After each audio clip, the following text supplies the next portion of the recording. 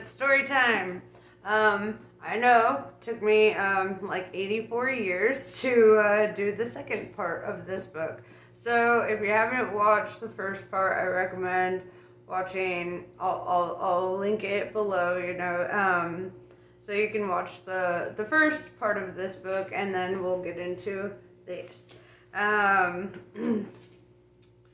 anyway, let's see. Where are we? Anathema device. Her mother, who was not a great student of religious matters, happened to read the word one day and thought it was a lovely name for a girl. Was 8.5 years old, and she was reading the book under the bedclothes with a torch. Other children learned to read on basic primers with colored pictures of apples, balls, and cockroaches, and so forth. Not the Device family. Anathema had learned to read from the book. It didn't have any apples. Sorry, I am slightly dyslexic. If you don't know now, you're gonna find out. Okay, it's true. Yeah. So, not the Device family. Anathema had learned to read from the book. It didn't have any apples and balls in it. It did have a rather good 18th century woodcut Agnes Nutter, being burned at the stake and looking rather cheerful about it. The first word she could recognize was nice. Very few people at the age of 8.5 knows that nice also means scrupulously exact. But Anathema was one of them. The second word was accurate. The first sentence she had ever read out loud was, "I tell you this, and I charge ye with my words." Okay, this is in Old English, so how it's supposed to say is, "I tell you this, and I charge you with my words. For shall also ride, and 3 shall ride the sky as twixt, and 1 shall ride in flames, and there shall be no stopping them, not fish, nor rain, nor road, neither devil nor angel, and ye shall be there also." Anathema. Anathema liked to read books about herself. There were books which caring parents who read the right Sunday papers could purchase with their children's names, printed in as the heroine or hero. And this was meant to interest the child in the book. In Anathema's case, it wasn't only her in the book, and it had been spot on so far, but her parents and her grandparents and everybody back to the 17th century, she was too young and too self-centered at this point to attach any importance to the fact that there was no mention made of her children, or indeed any events in her future further away than 11 years' time. When you're 8.5, 11 years is a lifetime, and of course, if you believed the book, it would be. She was a bright child, with a pale face and black eyes and hair. As a rule, she tended to make people feel uncomfortable, a family trait she had inherited, along with being more psychic than was good for her, from her great-great-great-great-great-great-grandmother. She was precocious and self-possessed. The only thing about Anathema was The only thing about Anathema her teachers ever had the nerve to upbraid her for was her spelling, which was not so much appalling as 300 years too late, because she was spelling in Old English, right? The nuns took baby A and swapped it with baby B under the noses of the attache's wife and the Secret Service men, with the cunning expedient of wheeling one baby away to be weighed. Love got to do that, it's the law. And wheeling another baby away a little later. The cultural attaché himself, Thaddeus J. Dowling, had been called back to Washington in a hurry a few days earlier, but he had been on the phone to Mrs. Dowling throughout the birth experience, helping her with her breathing. It didn't help that he had been talking on the other line to his investment counselor. At one point, he'd been forced to put her on hold for 20 minutes, but that was okay. Having a baby is the single most joyous co-experience that two human beings can share, and he wasn't going to miss a second of it. He'd got one of the Secret Service men to videotape it for him. Evil, in general, does not sleep, and therefore doesn't see why anyone else should. That's fair. It's like fucking 3 a.m. right now. Feel like I'm being called out. No, I'm kidding. But Crowley liked sleep. It was one of the pleasures of the world, especially after a heavy meal. He'd slept right through most of the 19th century, for example. Not because he needed to, simply because he enjoyed it. I feel that. One of the pleasures of the world, well, he'd better start really enjoying them now, while there was still time. The Bentley roared through the night, heading east. Of course, he was all in favor of Armageddon in general terms. If anyone had asked him why he'd been spending centuries tinkering in the affairs of mankind, he'd have said, oh, in order to bring about Armageddon and the triumph of hell. But it was one thing to work to bring it about, and quite another for it to actually happen. Crowley had always known that he would be around when the world ended, because he was immortal and wouldn't have any alternative. But he had hoped it would be a long way off, because he rather liked people. It was a major failing in a demon. Oh, he did his best to make their short lives miserable, because that was his job, but nothing he could think of was half as bad as the stuff they thought of themselves. Yep. They seemed to have a talent for it. It was built into the design somehow. They were born into a world that was against them in 1,000 little ways, and then devoted most of their energies to making it worse. Over the years, Crowley had found it increasingly difficult to find anything demonic to do, which showed up against the natural background of generalized nastiness. There had been times over the past millennia when he'd felt like sending a message back below saying, look, we may as well give up now. We might as well shut down this and pandemonium and everywhere and move up here. You know, there's nothing we can do to them that they don't do to themselves. And they do things we've never even thought of, often involving electrodes. They've got what we lack. They've got imagination and electricity, of course. One of them had written it, hadn't he? Hell is empty, and all the devils are here. Crowley had got a commendation for the Spanish Inquisition. He had been in Spain then, mainly hanging around cantinas in the nicer parts, and hadn't even known about it until the commendation arrived. He'd gone to have a look and had come back and got drunk for a week. The Hieronymus Bosch.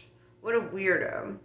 And just when you'd think they were more malignant than ever hell could be, they could occasionally show more grace than heaven ever dreamt of. Often the same individual was involved. It was this free will thing, of course. It was a bugger. Aziraphale, I tried to explain it to him once. The whole point, he'd said, this was somewhere around 1020 when they'd first reached their little arrangement. The whole point was that when a human was good or bad, it was because they wanted to be, whereas people like Crowley, and of course himself, were set in their ways right from the start.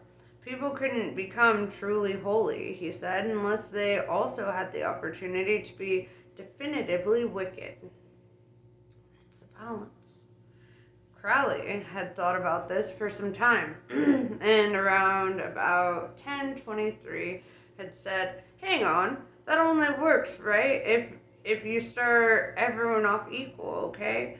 You can't start someone off in a muddy shack in the middle of a war zone and expect them to do well as someone born in a castle."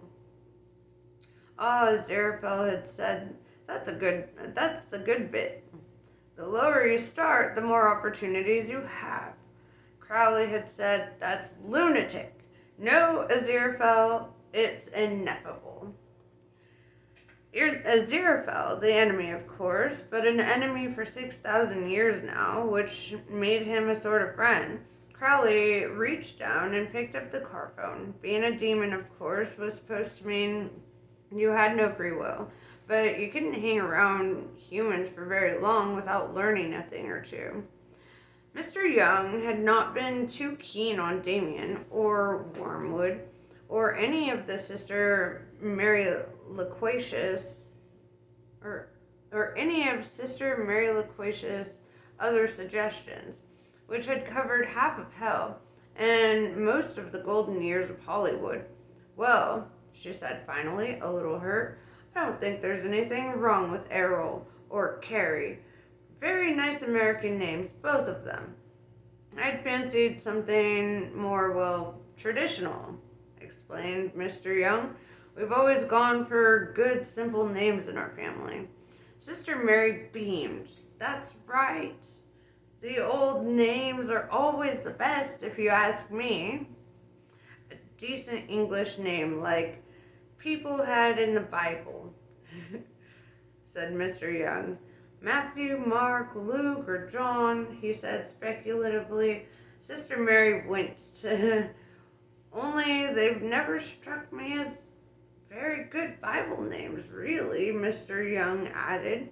"They sound more like cowboys and footballers." "Saul's nice," said Sister Mary, making the best of it. "I don't want something too old-fashioned," said Mr. Young. "Or Cain, very modern sounding." "Cain, really?" Sister Mary tried. Mr. Young looked doubtful. "Or there's always Adam." And said Sister Mary, "That should be safe enough," she thought. "Adam," said Mr. Young. It would be nice to think that the Satanist nuns had the surplus baby B discreetly adopted, that he grew to be a normal, happy baby, or a happy, laughing child, active and exuberant, and after that grew further to become a normal, fairly contented adult. And perhaps that's what happened.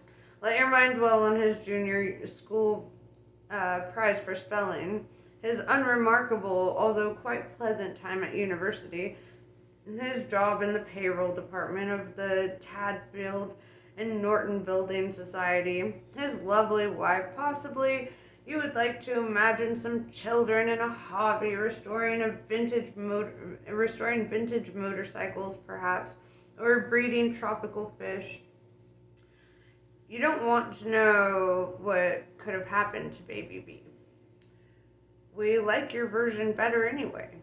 He probably wins prizes for tropical fish.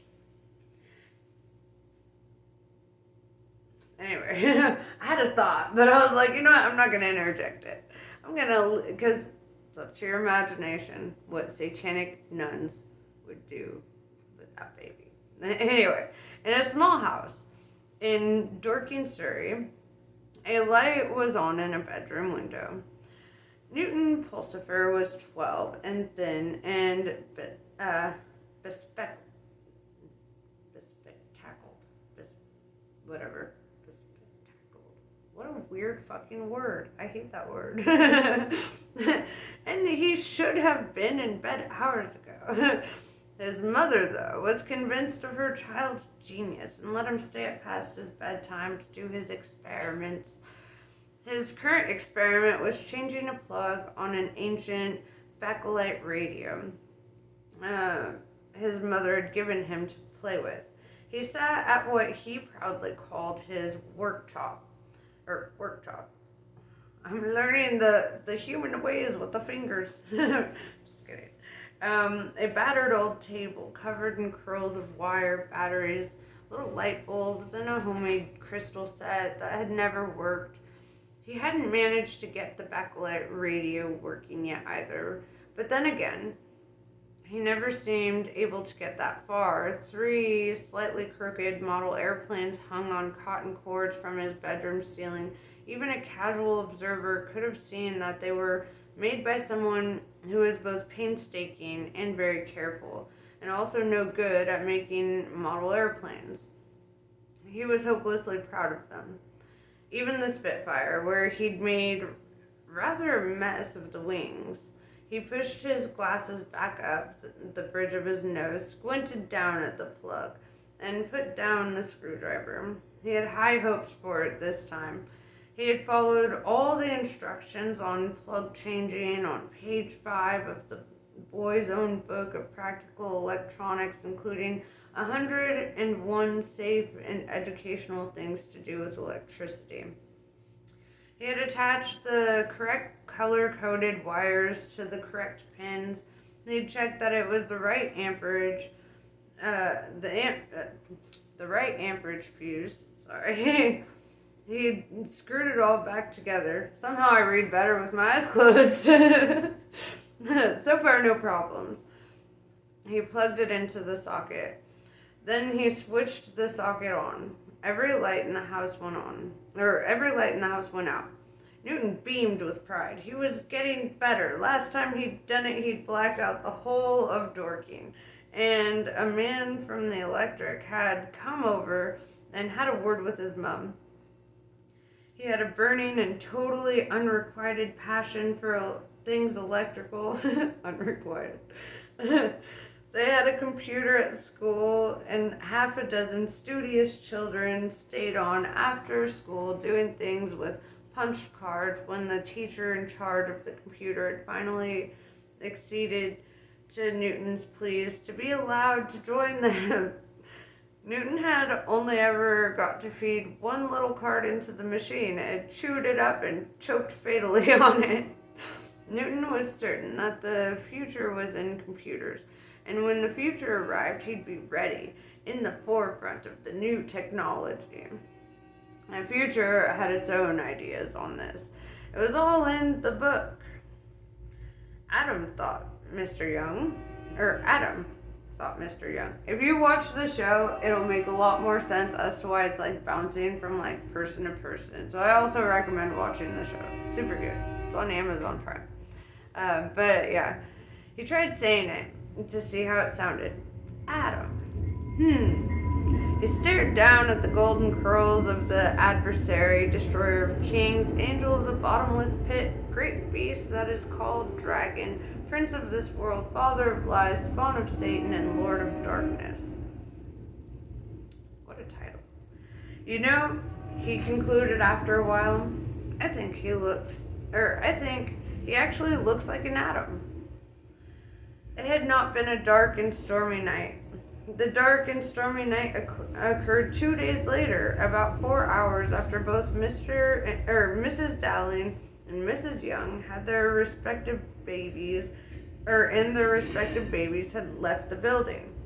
It was a particularly dark and stormy night, and just after midnight, as the storm reached its height, a bolt of lightning struck the covenant of the Chattering Order, setting fire to the roof of the vestry. No one was badly hurt by the fire, but it went on for some hours, doing a fair amount of damage in the process. The instigator of the fire lurked on a nearby hilltop and watched the blaze. He was tall, thin, and a Duke of Hell. It was the last thing that needed to be done before his return to the nether regions, and he had done it. He could safely leave the rest to Crowley. Hester went home. Technically, Aziraphale was a principality, but people made jokes about that these days.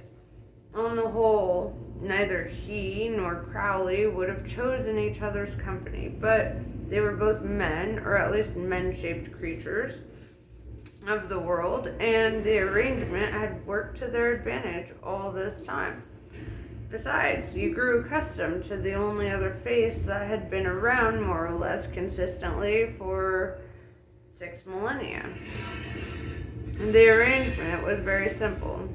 So simple, in fact, that it didn't really deserve the capital letter, which it had got for simply being in existence for so long. It was the sort of sensible arrangement that many isolated agents working in awkward conditions a long way from their superiors. Don't mind the train, I live on the crossroads. Reached with their opposite number. When they realize that they have more in common with their immediate opponents than their remote allies, it meant a tacit non-interference in certain of each other's activities. It made certain that while neither really won, also neither really lost, and both were able to demonstrate to their masters the great strides they were making against a cunning and well-informed adversary. It meant that Crowley had been allowed to develop Manchester, while Aziraphale had a free hand in the whole Shropshire. Crowley took Glasgow. Aziraphale had Edinburgh. Neither claimed any responsibility for Milton Keynes, but both reported it as a success. Sorry. And then, of course, it seemed even natural that they should, as it were, hold the fort for one another, whenever common sense dictated. Both were of angel stock, after all. If one was going to hole for a quick temptation, it made sense to nip across the city and carry out a standard brief moment of divine ecstasy.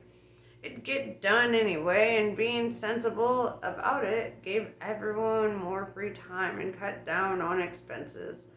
Aziraphale felt the occasional pang of guilt about this, but centuries of association with humanity was having the same effect on him as it was on Crowley, except in the other direction. Besides, the authorities didn't seem to care much who did anything, so long as it got done. Currently, what Aziraphale was doing was standing with Crowley by the duck pond in St. James Park. They were feeding the ducks. Note for Americans and other aliens. Milton Keynes is a new city approximately halfway between London and Birmingham. It was built to be modern, efficient, healthy, and all in all, a pleasant place to live. Many Britons find this amusing. The ducks in St. James Park are so used to being bred by secret agents meeting clandestinely that they have developed their own Pavlovian reaction. Put a St. James Park duck in a laboratory cage and showed a picture of two men, one usually wearing a coat with a fur collar and the other something somber with a scarf, and it'll look up expectantly. The Russian cultural attache's black bread is particularly sought after by the more discerning duck, while the head of MI9 soggy hovis with marmite is relished with the connoisseurs, or by the connoisseurs. Aziraphale tossed a crust to a scruffy-looking drake, which caught it and sank immediately. The angel turned to Crowley. "Really, my dear," he murmured. "Sorry," said Crowley. "I was forgetting myself." The duck bobbed angrily to the surface, of course. "We knew something was going on. Of course we knew something was going on," Aziraphale said. "But one somehow imagines this sort of thing happening in America. They go in for that sort of thing over there. It might yet do it might yet do at that, said Crowley gloomily. He gazed thoughtfully across the park to the Bentley, the back wheel of which was being industriously clamped. Oh, yes, the American diplomat, said the angel. Rather showy, one feels, as if Armageddon was some sort of cinematographic. Cinematic. Cinnamon. Cinematographic show that you wish to sell in as many countries as possible. Every country, said Crowley. The earth and all the kingdoms thereof. Aziraphale tossed the last scrap of bread at the ducks, who went off to pester the Bulgarian naval attaché, and a furtive-looking man in a Cambridge tie, and carefully disposed of the paper bag in a wastepaper bin. He turned and faced Crowley. We'll win, of course, he said. You don't want that, said the demon. Why not, pray? Listen, said Crowley desperately. How many musicians do you think your side have got, eh? First grade, I mean. Aziraphale looked taken aback. Well, I should think, he began. 2, said Crowley. Elgar and Liszt. That's all. We've got the rest. Beethoven, Brahms, all the Bachs, Mozart, and the lot. Can you imagine eternity with Elgar? Aziraphale shut his eyes all too easily. He groaned. That's it then, said Crowley, with a gleam of triumph. He knew Aziraphale's weak spot all right. No more compact discs. No more Albert Hall. No more proms. No more Glenfern. Just celestial harmonies all day long. Ineffable, Aziraphale murmured. Like eggs without salt, you said. Which reminds me, no salt, no eggs. No gravlax with dill sauce. No fascinating little restaurants where they know you. No Daily Telegraph, crossword. No small antique shops. No bookshops either. No interesting old editions. No. Crowley scraped the bottom of Aziraphale's barrel of interest. Regency silver snuff boxes. But after we win, life will be better, croaked the angel. But it won't be as interesting. Look, you know I'm right. You'd be as happy with a harp as I'd be with a pitchfork. You know we don't play harps, and we don't use pitchforks. I was being rhetorical. They stared at one another. Aziraphale spread his elegantly manicured hands. My people are more than happy for it to happen, you know. It's what this is all about, you see. The great final test, flaming swords, 4 horsemen, seas of blood, the whole tedious business. He shrugged. And then game over, insert coin, said Crowley. Sometimes I find your methods of expression a little difficult to follow. I like the seas as they are. It doesn't have to happen. You don't have to test everything to destruction just to see if you made it right. Aziraphale shrugged again. That's ineffable wisdom for you, I'm afraid. The angel shuddered and pulled his coat around him. Speaking of, I'm gonna put my little blankie on real fast. It's a bit chilly.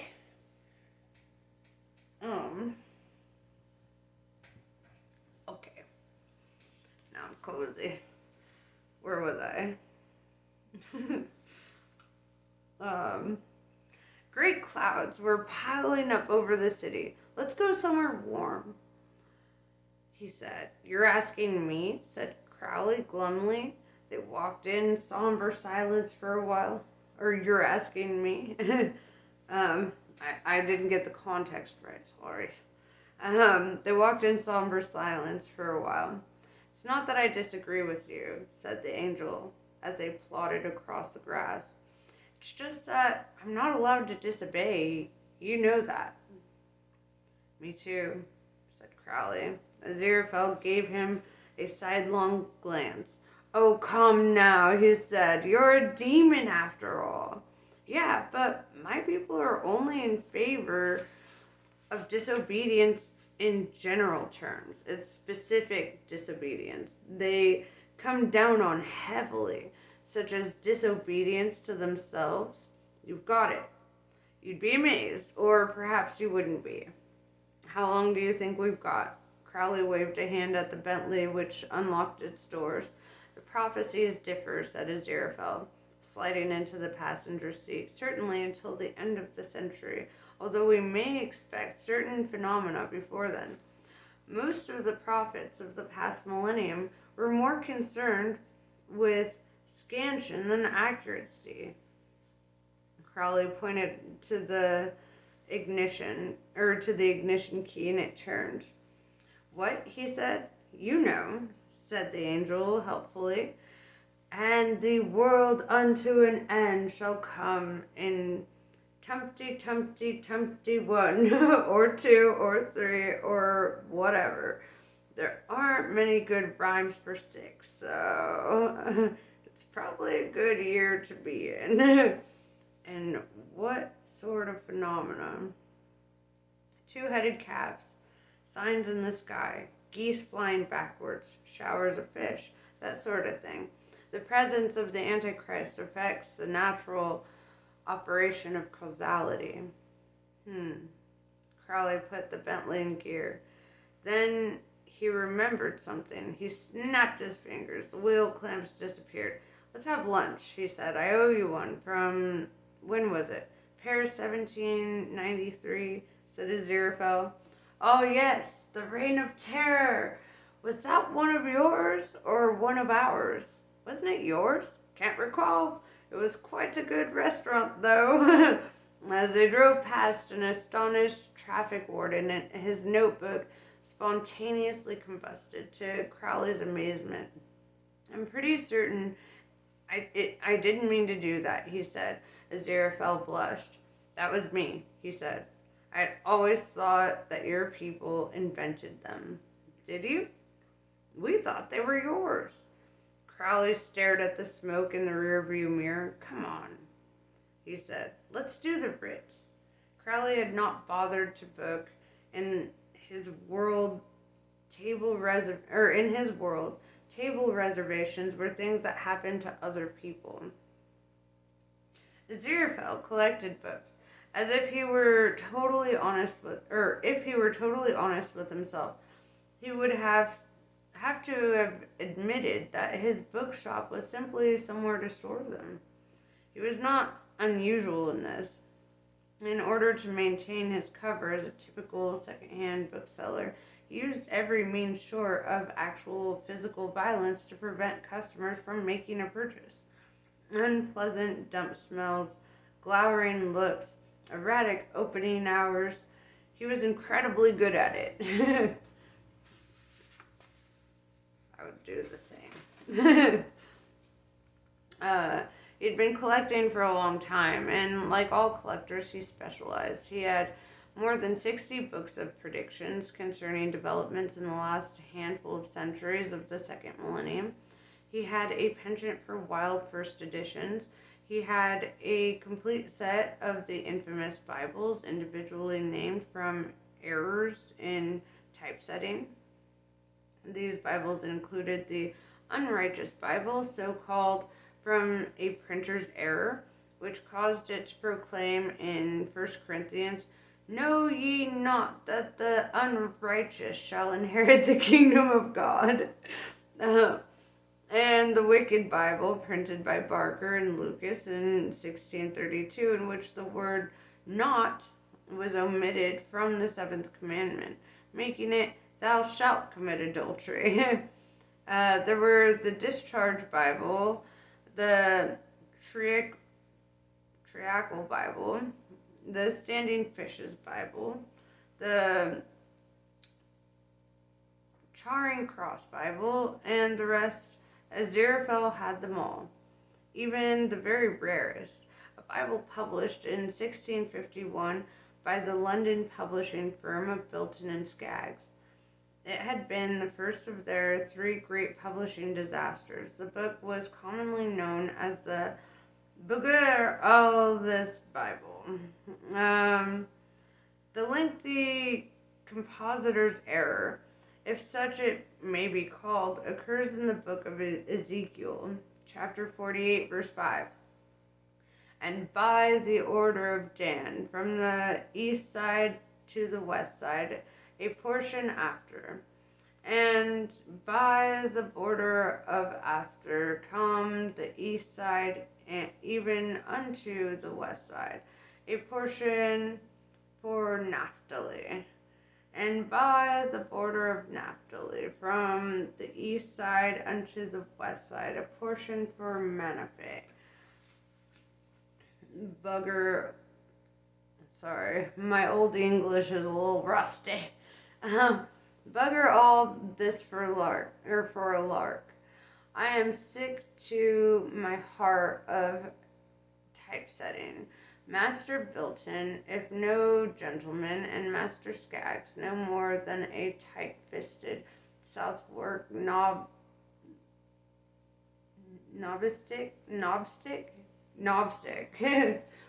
I tell you, one day like this, anyone with half an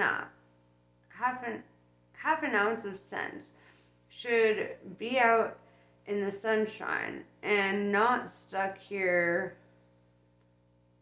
all the livelong day in this moldy old By Our Lady workshop with there's a lot of symbols there. I think that's what it's saying. And by the border of Ephraim, from the east side even unto the west side, a portion for Reuben. The bugger all, this Bible, was so noteworthy for having 27 verses in the 3rd chapter of Genesis instead of the more usual 24. They followed verse 24, which in the King James Version reads, So he drove out the man, and he placed at the east side of the Garden of Eden cherubims, and a flaming sword, which turned every way to keep the way of the tree of life. And read, And the Lord spake unto the angel that guarded the eastern gate, saying, Where is the flaming sword, which was given unto thee? And the angel said, I had it here only a moment ago. I must have put it down somewhere. Forget my own head next. And the Lord did not ask him again. I'm sorry.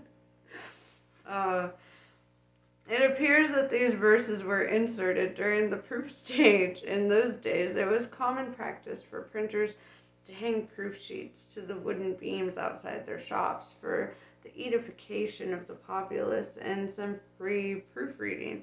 And since the whole print run, Bilton and Skaggs, the second great publishing disaster, occurred in 1653. By a stroke of rare good fortune, they had obtained one of the famed lost quartos. The three Shakespeare... Wait, hold on one second. I just need to check a thing. Okay, I had to check my battery life. This one was Shakespeare's earliest play, the comedy of Robin Hood, or The Forest of Sherwood.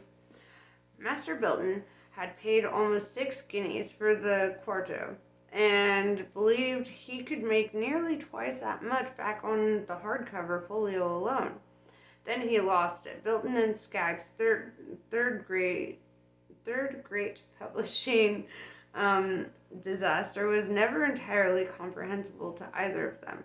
Everywhere you looked, books of prophecy were selling like crazy. The English edition of Nostradamus' Centuries had just gone into its 3rd printing, and 5 Nostradamuses, all claiming to be the only genuine one, were on triumphant signing tours and Mother Shipton's collection of prophecies was sprinting out of the shops. Each of the great London publishers, there were 8 of them, had at least one book of prophecy on its list. Every single one of the books was wildly inaccurate, but their air of vague and generalized omnipotence made them immensely popular. They sold in the thousands and in the tens of thousands. It is a license to print money, said Master Bilton to Master Skaggs. The public are crying out for such rubbish. We must straightway print a book of prophecy by some hag. The manuscript arrived at their door the next morning. The author's sense of timing, as always, was exact, although neither Master Bilton nor Master Skaggs realized it. The manuscript they had been sent was a sole prophetic work in all of human history to consist entirely of completely correct predictions concerning the following 340-odd years, being a precise and accurate description of the events that would culminate in Armageddon. It was on the money in every single detail. It was published by Bilton and Skaggs in September 1655, in good time for the Christmas trade. And it was the first book printed in England to be remaindered. It didn't sell. They wanted the lies. They would only buy the lies. Not even the copy in the tiny Lancashire shop with local author on a piece of cardboard next to it. The author of the book, one Agnes Nutter, was not surprised by this, but then it would have taken an awful lot to surprise Agnes Nutter anyway.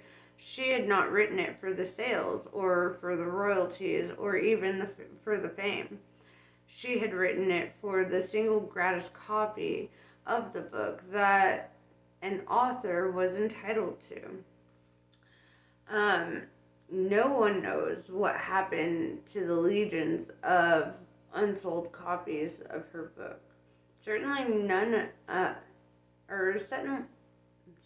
none remain in any museums or private collections. Even Aziraphale does not possess a copy, but would go weak at the knees at the thought of actually getting his exquisitely manicured hands on one. In fact, only one copy of Agnes Nutter's prophecies remained in the entire world. It was on a bookshelf about 40 miles away from where Crowley and Aziraphale were enjoying a rather good lunch, and metaphorically had just begun to tick. And now it was 3 o'clock. The Antichrist had been on the earth for 15 hours, and one angel and one demon had been drinking solidly for 3 of them. They sat opposite one another in the back room of Aziraphale's dingy old bookshop in Soho. Most bookshops in Soho have back rooms, and most of the back rooms are filled with rare or at least very expensive books, but Aziraphale's books didn't have illustrations. They had old brown covers and crackling pages. Occasionally, if he had no alternative, he'd sell one.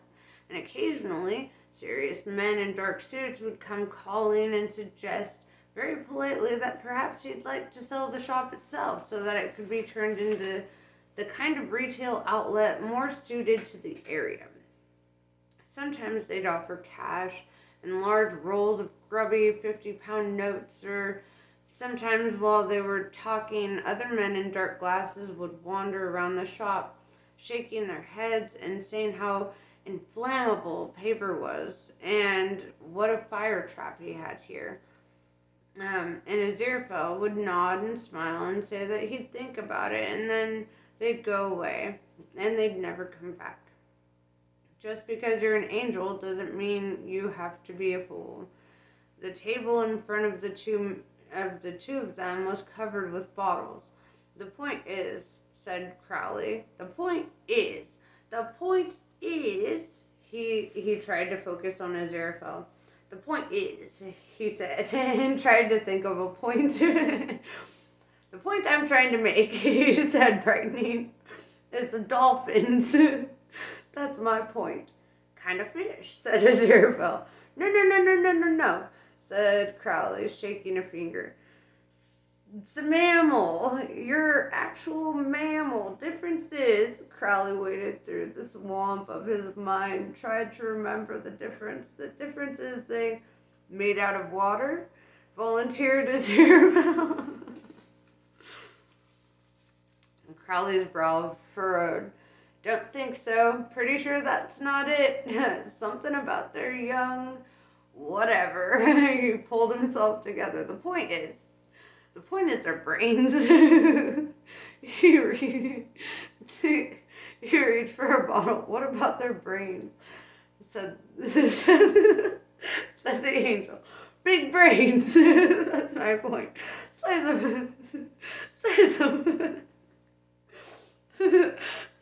damn big brains. And then there's the whales. Brain City. Take it from me. Whole damn sea full of brains. Kraken, said Aziraphale, staring moodily into his glass. Crowley gave him the long, cool look of someone who has just had a girder dropped in front of his train of thought. Great big bugger, said Aziraphale, sleepeth beneath the thunders of the upper deep. Under loads of huge, unnumbered polypo, bloody great seaweeds, you know. They're supposed to rise to the surface right at the end when the sea boils. Yeah, fact. There you are then, said Crowley, sitting back. Whole sea bubbling. Poor old dolphins. So much seafood. Gumbo. No one giving a damn. Same with gorillas. Whoops, they say. Sky gone all red. Stars crashing to ground. What they putting in the bananas these days? And then they make nests, you know, gorillas, said the angel, pouring another drink and managing to hit the glass on the third go. Nah. It sounds like a fucking conversation between me and my best friend, I swear to fuck. I love it. God's truth. Saw film. Nests. That's birds, said Crowley. Nests, insisted Aziraphale. Crowley decided not to argue the point. There you are then, he said. All creatures. Great and small. Great and small. Lot of them with brains. And then, bazam! But you're part of it, said Aziraphale. You tempt people. You're good at it. Crowley thumped his glass on the table. That's different. They don't have to say yes. That's the ineffable bit, right? Your side made it up. You've got to keep testing people, but not to destruction. All right. I don't like it any more than you, but I told you. I can't not do what I'm told, Menandrel. There's no theaters in heaven, said Crowley, and very few films. Don't you try to tempt me, said Aziraphale wretchedly. I know you old serpent. Where am I? That was hilarious. Just you think about it, said Crowley relentlessly. You know what eternity is. You know what eternity is. I mean, do you know what eternity is? There's this big mountain, see, a mile high, or at the end of the universe, and once every 1,000 years, there's this little bird. What little bird? Said Aziraphale suspiciously. This little bird I'm talking about. And every 1,000 years, the same bird. Every 1,000 years? Crowley hesitated. Yeah, he said, bloody ancient bird then. Okay, every 1,000 years, this bird flies, limps, flies all the way to this mountain, and sharpens its beak. Hold on. You can't do that between here and the end of the universe. There's loads of... The angel waved his hand expansively, if a little unsteadily. Loads of bugger all, dear boy. But it gets there anyway. Crowley persevered. How? It doesn't matter. It could use a spaceship, said the angel. Crowley subsided a bit. Yeah, if you like, anyway, this bird. Only it is the end of the universe we're talking about, said Aziraphale. So it'd have to be one of those spaceships where your descendants are the ones who get out at the other end. You have to tell your descendants, you say, when you get to the mountain, you've got to... He hesitated. What have they got to do? Sharpen his beak on the mountain, said Crowley. And then it flies back in the spaceship. And after 1,000 years it goes and does it all again, said Crowley quickly. There's so many Easter eggs to the Hitchhiker's Guide to the Galaxy. I fucking love that. There was a moment of drunken silence. Seems a lot of effort just to sharpen a beak, mused Aziraphale. Listen, said Crowley urgently. The point is that when the bird has worn the mountain down to nothing, right? Then Aziraphale opened his mouth. Crowley just knew he was going to make some point about the relative hardness of birds' beaks in granite mountains and plunged on quickly. Then you still won't have finished watching The Sound of Music. Aziraphale froze. And you'll enjoy it, Crowley said relentlessly. You really will. My dear boy, you won't have a choice. Listen, heaven has no taste. Now, and not one single sushi restaurant. A look of pain crossed the angel's suddenly very serious face. I can't cope with this while I'm drunk, he says. I'm going to sober up. Me too. They both winced as the alcohol left their bloodstreams and sat up a bit more neatly. Aziraphale straightened his tie. I can't interfere with divine plans, he croaked. Crowley looked speculatively into his glass and then filled it again. What about diabolical ones? He said. Pardon? Well, it's got to be a diabolical plan, hasn't it? We're doing it, my side. But it's all part of the overall divine plan, said Aziraphale. Your side can't do anything without it being part of the ineffable divine plan, he said, with a trace of smugness. You wish.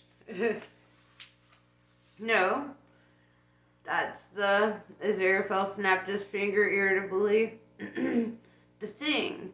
What do you call it in your colorful idiom? The line at the bottom. The bottom line. Yes, it's that. Well, if you're sure, said Crowley. No doubt about it. Crowley looked up slyly.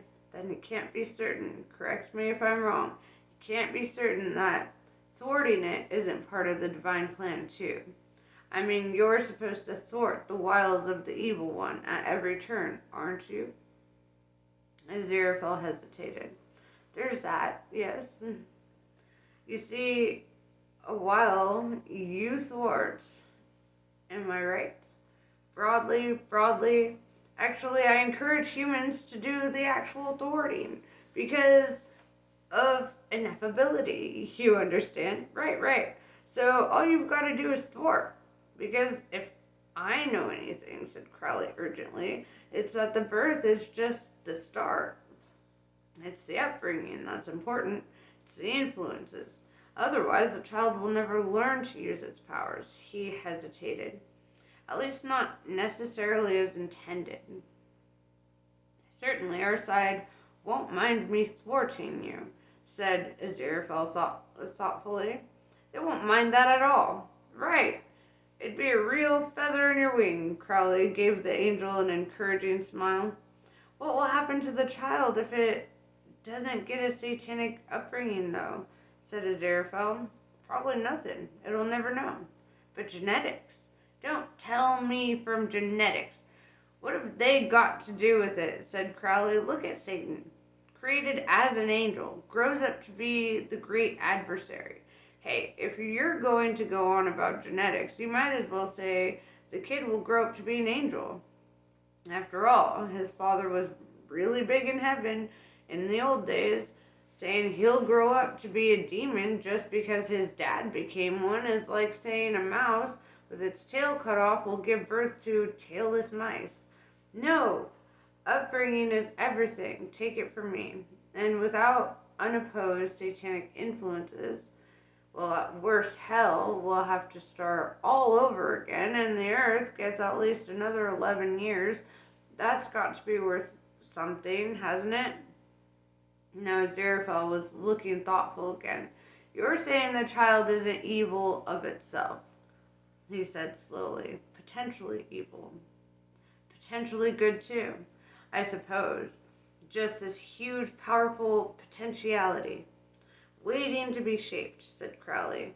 He shrugged. Anyway, why are we talking about this good and evil?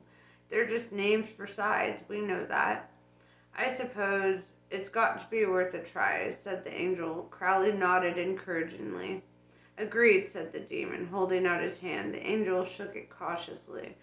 It'll certainly be more interesting than saints, he said.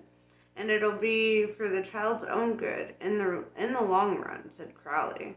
We'll be godfathers, sort of, overseeing his religious upbringing, you might say. Aziraphale beamed. And I'll finish this bit, and then we're going to cut it because my battery's about to die. You know, I'd never have thought of that, he said. Godfathers, well, I'll be damned. It's not too bad, said Crowley, when you get used to it. And that is where we're going to leave it. And we will finish this hilarious story later. And I promise, and I don't do promises often because only Sith deals in absolutes. But I promise I'm not going to let it be as long as it has been since the last reading. So yes, anyway, I will see you guys later. Have a great night.